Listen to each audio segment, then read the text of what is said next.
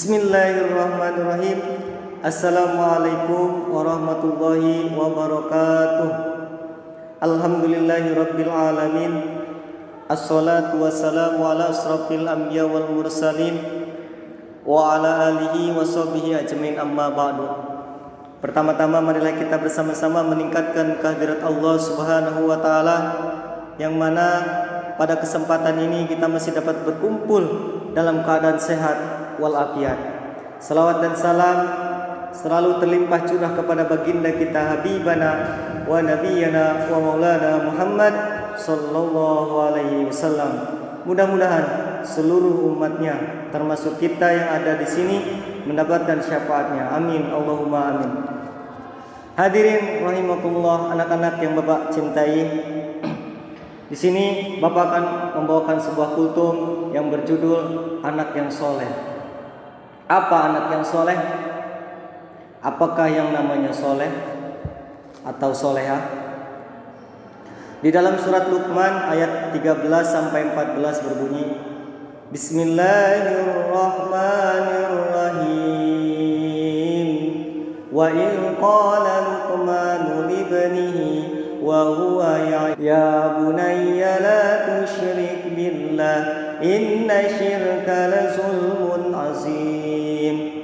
Yang pertama, Luqman mengajarkan kepada anaknya jangan mempersekutukan Allah, karena mempersekutukan Allah adalah dosa yang besar. Jadi ciri anak yang soleh yang pertama, tidak mempersekutukan Allah dengan apapun. Nah yang kedua, ciri anak yang soleh apa? Diteruskan ayat selanjutnya. Wassaynal insana biwalidayhi hamalathu ummuhu wahnan ala wahnin wa fisaluhu fi amaini an ishkurni wa liwalidayka ilayyal masir. Yang kedua, ciri anak yang soleh yaitu berbuat baik kepada ibu bapakmu. Ibu yang telah mengandung dengan bertambah lemah, bersyukurlah kepadaku dan kepada ibu bapakmu, sungguh tempatmu lah kembali. Hadirin yang berbahagia, anak-anak yang Bapak cintai, ada dua ciri anak yang soleh. Yang pertama, tidak mempersekutukan Allah dengan apapun. Apa contohnya? Tidak bersekutu dengan jin dan setan dan sejenisnya.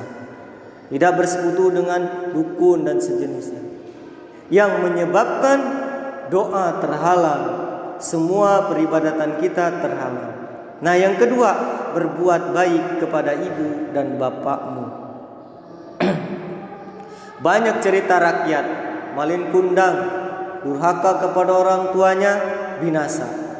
Nah maka setinggi apapun pangkatmu, secerdas apapun dirimu, kalau durhaka kepada kedua orang tua, tidak akan bahagia dunia sampai akhirat.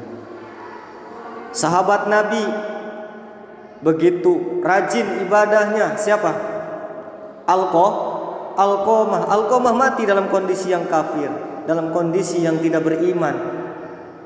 Ahli ibadah, membaca Al-Quran yang rajin berpuasa, tapi Alqamah durhaka kepada orang tuanya. Suatu ketika Alqamah mempersiapkan sebuah hidangan untuk istrinya.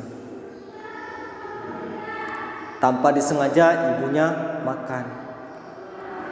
Alqamah bentak. Akhirnya apa?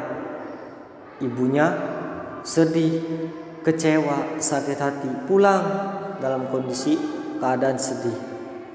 Waktu terus berjalan, singkat cerita Alqamah sakaratul maut. Malaikat Israel mencabut ruhnya sangat kesulitan, sampai bilang ke Rasul, "Ya Rasul, punya dosa apa ini sampai susah dicabut ruhnya?"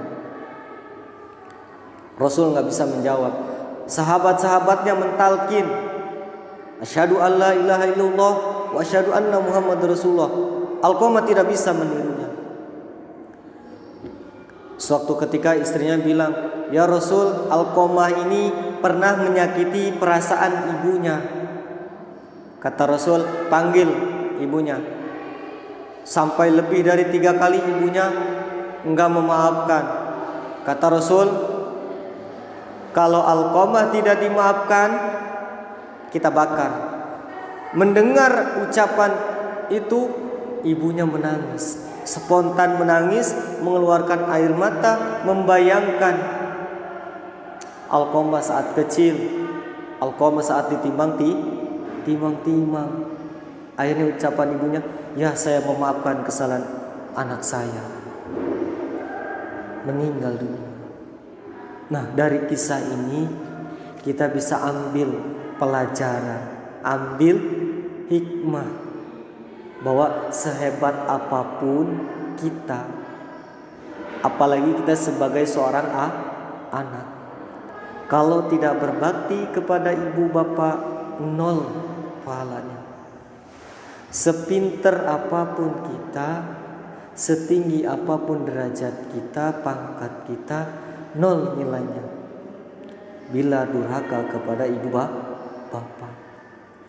Lihat, banyak kisah yang menceritakan, "Ibu, engkaulah wanita yang mulia, derajatnya 3 tingkat dibanding ayah. Kau mengandung, melahirkan, menyusui, merawat, lalu membesarkan putra putrimu. Ibu, kau mengandung, melahirkan, mengandung lagi." Nah, terus. Nah, kita bisa ambil. Nah, maka di kesempatan ini mari, apalagi di bulan yang sangat mulia ini, berbakti kepada ibu dan bapak. Secerewet apapun orang tua, tetap orang tua. Hormati orang tua. Karena apa? Kalau Allah sudah mencabut, memanggil kedua orang tua, yang ada kita akan bersedih. Kenapa dulu saya tidak berbakti? Kenapa dulu saya nakal? Kenapa saya dulu sering bentak ibu saya? Kenapa? Semua akan ada penyesalan. Nah, maka yang masih ada ibu dan bapak, berbakti. Agar apa? Tergolong manusia yang soleh dan soleh. Mudah-mudahan kultum singkat ini memberikan sebuah manfaat, khususnya buat bapak dan umumnya buat kita semua. Kepada Allah Bapak mohon ampun. Bapak akhiri wasikum binafsi bitaqullah. Assalamualaikum warahmatullahi wabarakatuh.